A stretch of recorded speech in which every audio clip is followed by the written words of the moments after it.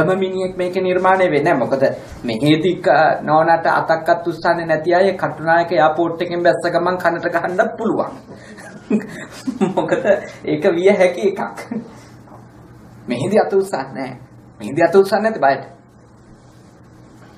එතකොට ඒ නිසා මම යෝජනා කරන්නේ ඔබට භාග්‍යවතුන් වහන්සේ බලන්න කොච්චර මම මේ කාරණා කියලා දුන්නම එක ළමයෙක් මට කිව්වා මේ තරුණ ළමයෙක් එයා මට කිව්වා අපේ භාග්‍යවතුන් වහන්සේ සායනාන්ත හරි ස්මාර්ට් නේද කියලා. කොච්චර ස්මාර්ට්ද මේවා හිතපු එක කියලා. කොච්චර ලස්සනට හිතලාද. හැම ප්‍රශ්නයක්ම බුදුහාඳුරුවෝ හිතලානේ කියලා. ඒක ඇත්ත. සෑම ලෞකික ප්‍රශ්නයක් ගැනම උන්වහන්සේගේ ඥානය විශිෂ්ටයි. ඒ ඥානයට සමකල හැකි ඥානයක් නැහැ. සියලුම ලෞකික ප්‍රශ්න වලට උත්තර දෙනවා. ඊළඟට සංසාරික ප්‍රශ්න. මොකද මේවා ලියාගෙන යන්නේ කෙනාට තමයි සාමකාමී මනසක් තියෙන්නේ. ධර්මයක් පුහුණු වෙන්න පුළුවන්. දැන් මේ ගේ ඇතුලේ ගිනි අරන් ඉන්න ඇට බනහවට වැඩ නැහැ නේ. ඒව නිකන් පේන් කිලස් නේ. බනහනෝ පැයක් වේදනානාශකයක් විදියට. අපි ගන්න මේ එක ප්‍රතිවර්ගනේ. පැයක් දෙකක් ඔක්කොම ටික මේ සමාන වෙලා යනවා. අපේ ආපහු ඊට පහුවෙන්දට වැඩේ පටන් ගන්නවා. ධර්මයේ හරි පුහුණු වෙන්න නම් හරියට යාගේ පරිසරය තාම යහපත් වෙනවා. ඒකටයි මම යෝජනා කරන්නේ. gedara රටක, gedarක ආයතනික සාමකාමීත්වය පවත්වා ගැනීම සඳහා ජයග්‍රහණ ලබා ගැනීම සඳහා අලුත් නීති පනවන්න යන්න එපා. අතනෝමතිකව තියෙන නීති වෙනස් කරන්න යන්න එපා. තිබිච්ච සමගියත් කඩන් වැටේ, නැති අසමගියක් ඇති වෙයි. තිබිච්ච සමගියත් කඩන් වැටේ, නැති අසමගියක් අලුතින් සංවර්ධනය වෙනවා. ඒ ගන්න තීන්දුව. හරිම බුද්ධිමත් විදියට වැඩ කරනවා. හරිම බුද්ධිමත්. හතරවෙනි අපරිහානීය ධර්මය. භාග්‍යවතුන් වහන්සේ දේශනා කළා මේ වැඩිහිටි ලිච්ඡවීන්ට ඒ රටට අදාළවනේ මේක කිව්වේ. වැඩිහිටි ලිච්ඡවීන්ට සමාන ණය ඒ කියන්නේ ගරු කරන්න, සමාන කරන්න, බුහුමන් කරන්න වචනකමක් දෙන්න. ඉතින් ඒක මේ ඔබගේ ගෘහයත් මේ ඔබගේ ආයතනෙ තියෙන ඕනි එකක් නේ. වැඩිහිටියා කියන්නේ අත්දැකීම් බහුල කෙනා. වැඩිහිටියානේ අත්දැකීම් බහුල කෙනා. එයාගේ දැනුම අපේ දැනුමට වඩා හැමතිස්සෙම පොඩ්ඩක් හරි ඉස්සරහින් තියෙනවා. යම් විෂයන් වල. කොටිම ජීවිතේ. දැන් මගේ මවගේ දැනුම මගේ දැනුමත් එක්ක සමානව ගත්තම උපාධි වලින් අධ්‍යාපනයෙන් ලබාගත්තු දැනුමේදී මවගේ දැනුම අඩුයි.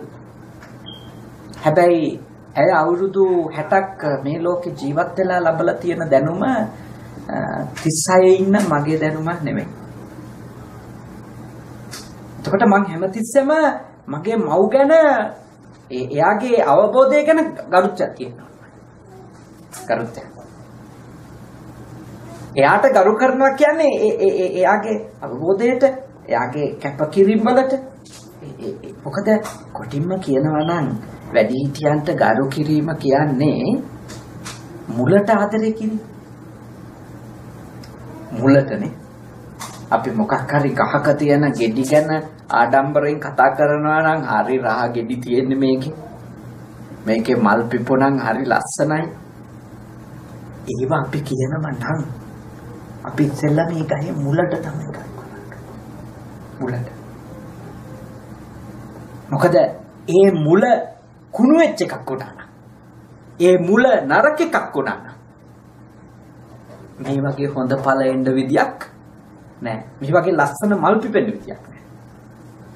ඒක ගෘහස්ත ඔබට හරි වැදගත් සංකල්පයක්. හරි වැදගත්. දැන් ගොඩාක් අය හරි සතුටින් පිළිගන්නවා මට හොඳ සැමියෙක් හම්බෙලා තියෙනවා. මට හොඳ බිරිඳක් හම්බෙලා තියෙනවා. පිළිගන්නවා. නේ? කියනවා ඔබ වැනි කෙනෙක් මට හමු වෙච්ච එක ජීවිතේ මං කරපු පිංක්. හැබැයි ඒක එහෙම වුණත් ඒ තාම හොඳ සැමියාගේ අම්මා සහ තාත්තා ගැන ඉන්න අදහස ඒකට. මටම පුදුමයි ඔයා වගේ කෙනෙක් ඔය ගෙදර ඉපදුනේ කොහොමද කියලා. ඒ කියන්නේ යා මුල පිළිගන්නේ නැහැ.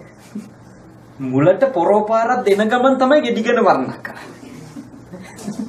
මුලට උණු වතුර වක් කරන ගමන් මේ එයා මල් ගැන හොඳ කතා පවත්වනවා. ඒගොල්ලන්ට අවශ්‍ය නැහැ. ඒගොල්ලන්ට හිස්ටරි එකකුත් නැහැ, ඒගොල්ලන්ට ෆියුචර් එකකුත් නැහැ. ඒගොල්ලන්ට හොඳ අතීතයක් උරුම වෙන්නෙත් නැහැ, ඒගොල්ලන්ට හොඳ අනාගතයක්. ඔබ කාට හරි වර්තමානයේ ඔබට ලැබිච්ච වටිනම දෙයකට ඔබ හරියට ආදරෙන් කැමැත්තෙන් ඉන්නවා නම් ඒක උපත්වපු අයට ගරු කරන්න. අපේ වර්තමාන රටට අපි ආදරය කරනවා නම් අපි ඒ රටේ පැරණි පුරවැසියන්ට ගරු කරන්න ඕන මේ රට මෙහෙම රැකලා දුන්නට. අපේ වර්තමාන සංස්කෘතියට අපි ආදරය කරනවා නම් ඒක දරාගෙන ආපු ඒ සංස්කෘතිය ආරක්ෂා කරගෙන ආපු මිනිස්සුන්ට අපි ගරු කරන්න. භාග්‍යවතුන් වහන්සේ එකයි කිව්වේ වැඩිහිටි ලිච්ඡවීන්ට සම්මානනාය බහුමානනාය සක්කරන්ති ගරු කරන්ති මානෙන්ති පූජෙන්ති සත්කාර කරන්න ගරු කරන්න මානනය කරන්න පූජා කරන්න කියන හැම තිස්සෙම වැඩිහිටි ආරක්ෂා කරන්න කියලා. අනිත් එක දේශපාලනික අර්ථකින් ගත්තා. මම හිතනවා වැඩිහිටියාට ගරු කරලා ඒගොල්ලෝ පෝෂණය කරලා ආරක්ෂා කරලා තියා ගැනීම දේශපාලනිකව රටක් ආරක්ෂා වෙන්න හේතුවක්. මොකද වැඩිහිටි ජනගහනය කියන එක ලෝකේ හැම රටකම හැමතිස්සෙම බහුතර. ලෝකේ හැම රටකම හැමතිස්සෙම බහුතරය තමයි වැඩිහිටියෝ. ඒකවල ඒ පිරිස අමතක කරලා පොලිටික්ස් කරන්නේ. කාටවත් කරන්නේ. මොකද මේ බහුතරය අතෘප්තිමත් කියන්නේ පාලනයට ඒක ලොකු බලපෑමක් කරනවා. අනිත් එක වයෝවෘද්ධ වැඩිහිටියයි ඇයි අපි තෘප්තිමත් කරන්නේ? ඇයි අපි බාලාය විදියට ඒගොල්ලන්ට කරු කරන්නේ?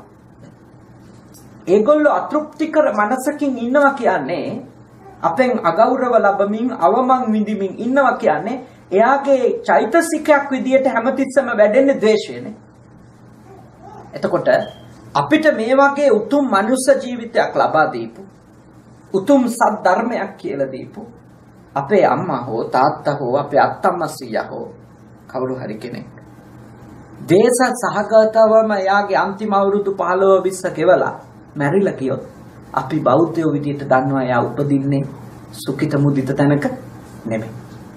මොකද යාගේ විඥාන ධාරාව හදන්නේ එයා දීර්ඝ කාලයක් එයාව තබපු චෛතසිකවල. එයාගේ මනස බලවත් වෙලා තිබිච්ච. ඉතින් අපි මව්පියෝ තුල වැඩිහිටියෝ තුල ඊටාම හොඳ සමකාමී මනසක් ඇති කරලා තියෙන එක මව්පියන්ට කරන උපස්ථානය. ලොකු උපස්ථානය. මොකද ඒගොල්ලෝගේ ඊළඟ භවයට අපි නිසා ද්වේෂයක් කරන් යන්නේ. අපි නිසා හටගත්තු අපි නිසා පවත්වගත්තු දේශ සහගත සිතුවිලි වලින් ඒගොල්ලෝගේ චුතිචිත්තය හදාගන්න. නැත්නම් අපි සලකන්නේ අප ගඩු කරන්නේ අපි අවමන් කරනවා හිංසා කරනවා බලා ගන්නෑ මේ වගේ දේවල් ටික හිතුවන් ඇති වෙන තරහා පැසෝ ඉඳලා මැරිලා ගියා. කොහේ උපදී? ඒකයි මේ වාක්‍යේ අර්ථ ගණනයි. ඒක අර්ථයක් නෙවෙයි. එක පැත්තකින් ඒකේ පොලිටික්ස් තියෙනවා. දේශපාලනිකයි. හැබැයි තව අර්ථ ගණනාවක් තියෙනවා. ඒකේ අපේ ආධ්‍යාත්මික අරමුණු, අපේ සමාජ පැවැත්ම සියල්ල. භාග්‍යවතුන් වහන්සේගේ හතරවෙනි කාරණාව වැඩිහිටියන්ට ගරු කරන්න, බුහුමන් කරන්න, සත්කාර කරන්න ඒක අපරිහානීය ධමයක් කියලා ඒ උගන්වපු කාරණේ හරිම උතුම් කාරණයක් අපි පිළිපදිනවා. පස්වෙනි අපරිහානීය ධර්මයේ තමයි භාග්‍යවතුන් වහන්සේ දේශනා කරනවා කාන්තාවන්ට ආරක්ෂාව දෙන්න, පෝෂණය දෙන්න, රැකවරණය දෙන්න ගෞරවය. ඒක විශේෂ අවධාරණයක්. කාන්තාව කියන්නේ ලිච්ඡවීන්ගේ අපරිහානීය ධර්මවල කාන්තාවන්ට කිසිදු ආකාරයක බලහත්කාරයකින් ඇයගේ ජීවිතය සම්බන්ධව තීන්දුව ගන්න එපා කියලා භාග්‍යවතුන් වහන්සේ දේශනා කළා. බලන්න මේ දේශනාව කරන්නේ ක්‍රිස්තු පූර්ව 6 වෙනි සියවසේ. අද නම් ලෝකයේ හැම රටකම කාන්තා ඉතිවාසිකම් එයාගේ රැකවරණය එයාගේ ආරක්ෂාවට ගොඩක් දේවල් තියෙනවා. හැබැයි ක්‍රිස්තු පූර්ව 6 වෙනි සියවසේ කියන්නේ අවුරුදු 2000කට කලින්නේ. අවුරුදු 2000කට කලින් ඊටාම පුරුෂාධිපත්‍ය බලවත්ම යුගයක බ්‍රාහ්මණ ධර්මය විසින් කාන්තාවන්ට ඉගෙන ගන්න එක එයාගේ මේ විවාහය ගැන කිසිම තීන්දුවක් ගන්න එයාට අයිතියක් නැති තත්ත්වයක් ඇති කරලා තිබුණේ ආගමක් අදහන්න බෑ. ඒ වගේ තත්ත්වයක කොටිම කාන්තාවක් උපදින එකත් කරුණයක් කියලා තමයි සලකලා තිබුණේ. බ්‍රාහ්මණ ආගම. ඒකනේ කොසල් රජුට බුදුරජාණන් වහන්සේත් එක්ක සාකච්ඡා කර ඉඳිද්දි පණිවිඩයක් එනවා මේ දුවෙක් ඉපදුනා කියලා. මූණේ එල්ලෙනවා. නේ මූණ නරක් වෙලා සම්පූර්ණයෙන්ම අවුල් වෙනවා. පුතාලා මොකද පණිවිඩය? දුවෙක් ඉපදිලා. භාග්‍යවතුන් වහන්සේ වෙලාවේ කියනවා රජතුමනි නසෝ සබ්බේසු තානේසු පුරුෂෝ හොති පණ්ඩිත. ඔබතුමා හිතන්න එපා හැමතිස්සෙම පුරුෂයෝ පිරිමි තමයි බුද්ධිමත් කියලා. ඉත්තිපි පණ්ඩිතා ශ්‍රීනුත් ප්‍රඥාවන්තයි. ශ්‍රීනුත් ප්‍රඥාවන්තයි. ඒකට ඔබ කරු කරන්නේ. එතකොට ඔබට දුව ඉපදීම ප්‍රශ්නයක් වෙන්නේ. මොකද අර බ්‍රාහ්මණ ධර්මයේ විසින් කවද්දපු දේවල් තිබුණේ. ඒ වගේ කාලයක භාග්‍යවතුන් වහන්සේ කාන්තාවගේ ආරක්ෂාව වෙනුවෙන්, කාන්තාවගේ අයිතිය වෙනුවෙන්, කාන්තාවගේ සුරක්ෂිතභාවය වෙනුවෙන් මේ කරපු ප්‍රකාශනයේ තව ඉතාම ගැඹුරු අර්ථයක් තියෙනවා. මොකක්ද? කාන්තාවට ගරු කරන්න, ආරක්ෂා කරන්න, එයා පෝෂණය කරන්න කියන එකේ අදහස තමයි එයාගේ මේ mental health. මානසික සෞඛ්‍යය.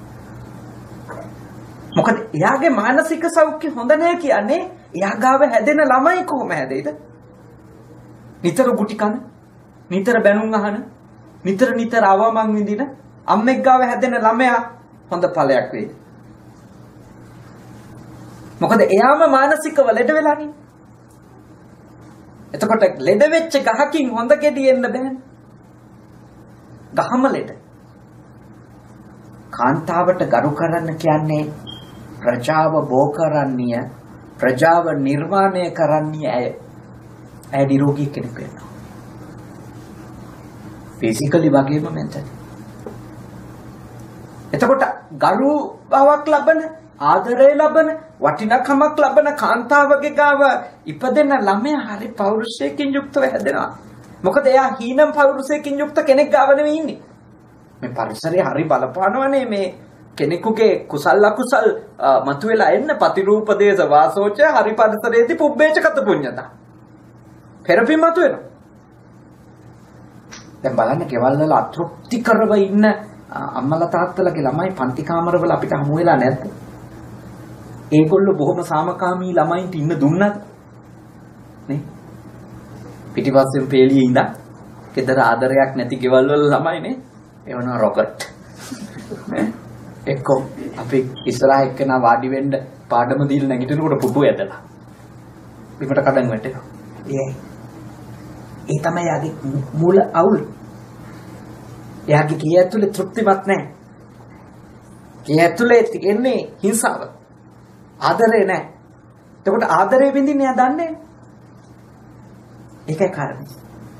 භාග්‍යවතුන් වහන්සේ මේ කාන්තාවට ගරු කරන්න කියන වාක්‍ය ඒක බලගත් වාක්‍යයක්. ඒක නිකම් මේ කාන්තාවන්ගේ අයිතීන් ගැන හිතලා කියපු කතාවක් විතරක් නෙමෙයි. ඊළඟ ජෙනරේෂන් එක ගැන. මොකද ඊළඟ පරපුර බිහි කරන්නේ එයා. එයා නිරෝගී කෙනෙක් වෙන්න ඕන. එයා සුවපත් වූ සිත් ඇත්තියක් වෙන්න ඕන. නැත්තම් කොහොමද සුවපත් වූ සිත් ඇත්තියක් නොවෙන කෙනෙක් කොහොමද මෙත්තා දෙන්නේ දරුවෙකුට? කරුණාව දෙන්නේ කොහොමද දරුවෙකුට? දෙන්න බෑනේ. දැන් අපි අහන්නේ ප්‍රවෘත්තිවල හිතාමතාම මේ දවස්වලනේ වාහනවල තියලා ගියපු ළමයි ප්‍රශ්නෙට වාහනේම මැරෙනවා. එයාගේ මෙන්ටල් හෙල්ත් එකේ ප්‍රශ්නේ. යා හොඳ මානසික සෞඛ්‍යයක gedara තෘප්තිමත් කාන්තාවක් නම් කවදාවත් එයාගේ ඵලය එහෙම අවුවේ කර වෙලා මැරෙන්න දාලා යනවද වාහනස්? ඒකයි ඒගොල්ලෝ අනුකම්ප කරනවා. ඒගොල්ලෝ එතෙන්ටපත් වෙන හේතු තියෙනවා. ඒගොල්ලොන්ට දඬුවම් දෙන එක වෙනම කාරණයක්, ඒක නෛතික කාරණයක්. හැබැයි අපි බලන්න ඕනි ඇයි එහෙම වෙන්නේ? දැන් ලංකාවේ ගඟට දැම්මා කියනකොටනේ දරුවෙක් කොච්චර බනිනවද? වෙනස. පව් කාර්ය කාට හරි දෙන්න තිබුණානේ. ඒ වගේ කතා කියන්න පුළුවන්. ඒ කාන්තාවක් තමන්ගේ කුසින් ඉපදිච්ච ළමයා ගඟට දාන තැනට හෝ වැසිකිලි වලට දාන තැනටපත් වෙනවා නම් ඇය එතෙන්ටපත් කරපු හේතු ගොඩක් ඇති ඒකට. ඒ හේතු තියෙනවා. බුදු හිමියන් කියන්නේ හේතු බලන්න. හේතු වලට උත්තරේ හොයන්න. නැතුව ඒ தത്വයට බැනලා කෑ ගහලා පව්කාරයෝ කියලා නේද? එහෙම කීවට අපි එහෙම කියනවා නේ දැක්කම අපිට දෙන්න තිබුණේ දුන්නොත් ගන්නවද? අපිට දෙන්න තිබුණා නේද? ඒ අපිට දෙන්න නෙමෙයි මේ මගේ ළමයා කණ්ඩ නැහැ කිව්වොත් බස් එකට දැක්කම අපි කියන කුඩු ගහන්නද කොහොද පුංචි කාරන් එන්නේ. එහෙම සිද්ධිත් ඇති. මං කියන්නේ කවුරු හරි කරන ක්‍රියාවක තියෙනවා එයාගේ මානසික සෞඛ්‍යය. එයා හොඳ පර්සනැලිටි එකක් නැතුව නම් එයාගේ ගෙදර ඉන්නේ ඒක එයාගේ ළමයින්ට බලපානවා. භාග්‍යවතුන් වහන්සේ ඒකයි දේශනා කළේ. අපරිහානීය ධර්මයක් ලෙස දේශනා කරේ ඒකයි කාන්තාවට ගරු කරා. එයාව ආරක්ෂා කරා. එයාට වටිනකම දෙන්න. ගෙදර ඒක තියෙනවා. ඒක මෙහි නීතියට බය වෙලා නෙවෙයි. ඒක ඔබගේ ආත්මෙන් තියෙන්න ඕනි. මොකද හේතුව ඔබේ දරුවා බිහි කරන්නේ ඇය. ඔබේ දරුවා හදන්නේ ඇය. එතකොට ඇය නිරෝගී වුණොත් උත්තර ඔබේ දරුවා නිරෝගී කෙනෙක්. ඒක හරියට මුලින් තියෙනවා. ඒ ගැඹුරු අර්ථය, පළල් අර්ථය දුර බලලා දේශනා කරනවා. ඊළඟ කාරණා දෙකම මම කෙටියෙන් කියනවා. ඒක මේ ආගමික කාරණා දෙක. කියනවා මේ ඇතුලේ ඉන්න රහතුන්ට, සිල්වතුන්ට, ගුණවතුන්ට, මහාන බමුණන්ට පෝෂණය දෙන්න ඕනේ, ආරක්ෂාව දෙන්න ඕනේ. රැකවරණය දෙන්න ඕනේ. ලිච්ඡවින් ඒක කරා. ඒ කියන්නේ මොකද්ද?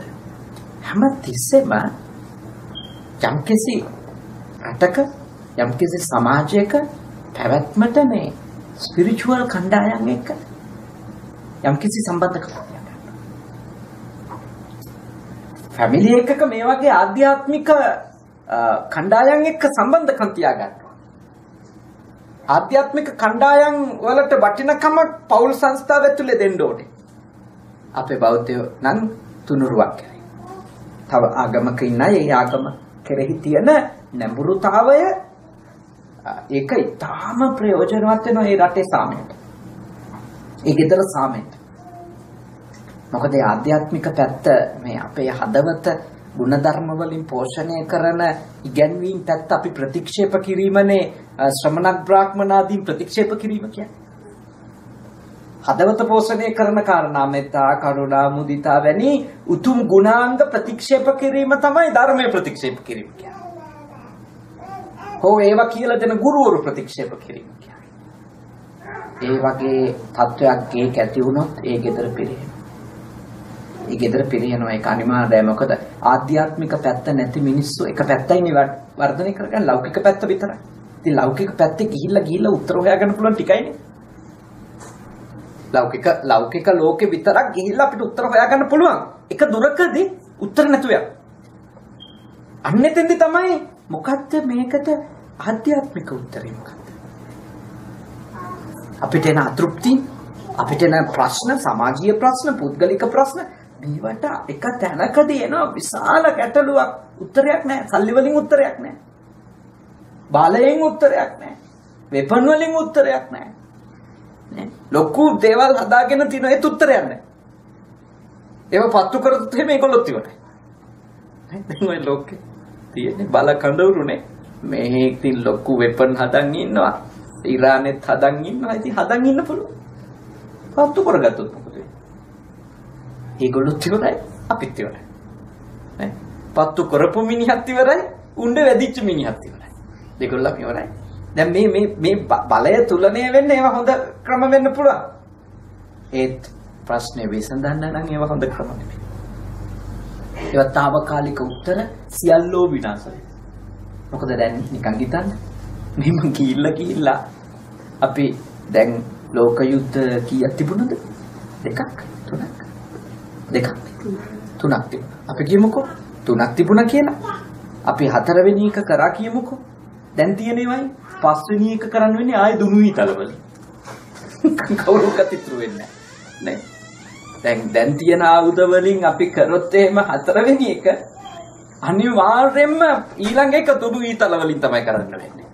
මොකද මේ මුළු ශිෂ්ටාචාරෙම ඉවර වෙලා ගිහිල්ලා අලුත් ශිෂ්ටාචාරයක් හැදිලා නේ. ඒ ශිෂ්ටාචාරයේදී ආපහු ගල් යුගයේ කට්ටියට තමයි දුනු ඊතල වලින් තමයි යුද්ධ කර ඉන්න වෙන්නේ. මේ මුකුත් වෙපන් පාවිච්චි කරන්න වෙන්නේ. එහෙනම් භෞතික දේවල් වල විතරක් රටකට උත්තර නැහැ. රටක් රැකෙන්න රටක් පිරෙන්නේ නැති වෙන්න ආධ්‍යාත්මික පැත්තක් ඕනේ. හැම රටකටම ඕනේ.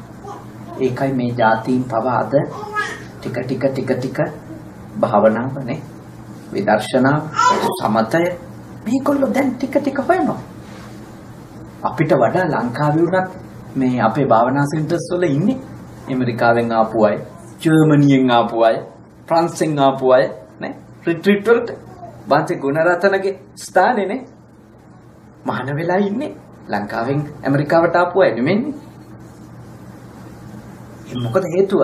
ඒ ආධ්‍යාත්මික පැත්ත අද අවශ්‍යයි. ඒක ගෙදරක් තියාගන්න. ගෙදර ඔබලා තරුණ අය වුණාට කොච්චර වැඩ කටයුතු තිබුණා. උදේට හවසට බුදුහාඳුරුන්ට පහනපත්තු කරන එක, මලක් පූජා කරන එක අඩුම දවසට එක සැරයක් නවත්තන්න එපා. බුදුහාඳුරුන්ට පැන් කෝප්පයක් තියෙන එක නවත්තන්න එපා. ඒව දිගටම කරගෙන යන්න. ඒවා හරි ප්‍රයෝජනයි. හරි ආශිර්වාදයක්. මොකද හැමතිස්සෙම මෙහි හාමුදුරුවෝ මුණ ගැහෙන්නේ නැහැ. හැබැයි බුදු පිළිමයක් තියාගෙන අපි මේ සංකේතයට කරන ගරුත්වය කියන්නේ අපේ චෛතසිකය තුළ අපි අඛණ්ඩව ශ්‍රද්ධාව ජීවත් වෙනවා. ධර්මයේ තුල ආධ්‍යාත්මික පැත්ත අපි පිළිගන්න තැනට අපේ මනස තෙතමනයක් හැදීම. ඒකයි අපි නිතර ඒ කටයුතු කරන්න ඕනේ. එහෙනම් මේ වගේ අවුරුද්දකට සැරයක් දෙසරයක් මේ වගේ ආගමික කටයුත්තක් කරන එක පුළුවන් වෙලාවට තියෙන පන්සල් වලට ආගමික ස්ථාන වලට ගිහිල්ලෙන එක ඒවා ෆැමිලි එක පිටින්ම කරන්න. ඒවා අවශ්‍යයි. රටක් නොපිරෙන්නේ ඒක හේතුවක් කියලා භාග්‍යවතුන් වහන්සේ දේශනා. ඊළඟ අන්තිම කාරණේ තමයි හත්වෙනි අපරිහානීය ධර්මයේ තමයි මේ පිටතින් එන රහතුන්ට ආරක්ෂාව ආහාර පාන සලසනවා. පිටතින් එන රහතුන්ට ආරක්ෂාව අවස්ථා පහසුකම් සලසන. මොකද්ද කියන්නේ? ඒක ගැඹුරු දාර්ශනික අර්ථයට කියොත් විදේශ රටවල් වලින් එන මේ රටට එන ස්කොලර්ස්ලාට අවස්ථාවක් දෙනවා කියන්නේ මේ රටේ බුද්ධිමය සම්පත ඊටම දියුනේ. මේ රටේ ඒ ආරක්ෂාව සැලසෙන තැනක් වුණාම බුද්ධිමතුන්ගෙන් පිරිච්ච සමාජයක සාමය ගොඩනගන එක එච්චර අමාරු වෙන්නේ නැහැ. රහතුන් වහන්සේලා කිව්වේ එවකට හිටපු ප්‍රඥාවේ උපරිමෙන්. එතකොට යම්කිසි රටකට රහතුන් වහන්සේලාට එන්න දොර විවෘත කළා නම් ඒත් වෙනුවෙන් ආරක්ෂාව ආහාර පාන පහසුකම් සපයලා නම් ඒ රට තුල නිතර ප්‍රඥාවන්ත බුද්ධිමත් පිරිසක් ගැවසෙනකොට පාලනය කොච්චර ලේසිද?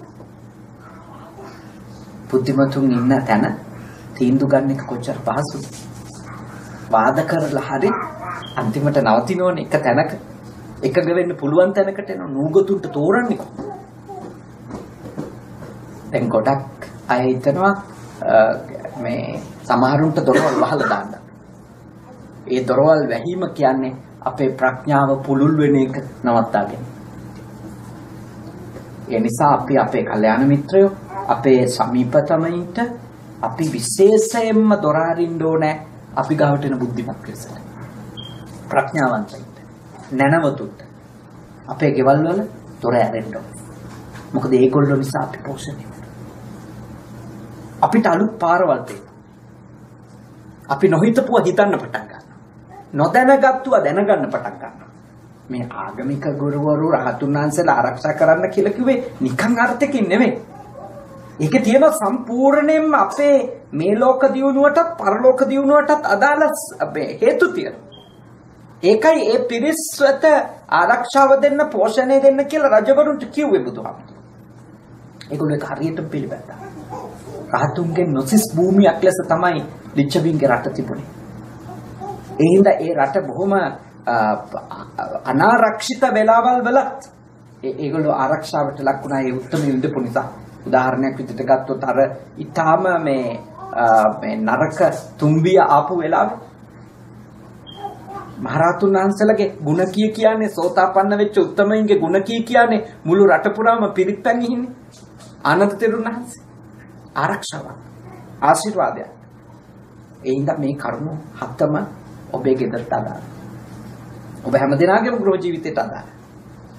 ඒ වගේම සමාජ ජීවිතයට අදාළයි. කණ්ඩායමක් එක්ක ඉන්නකොට මේව තියාගන්න ඕනේ.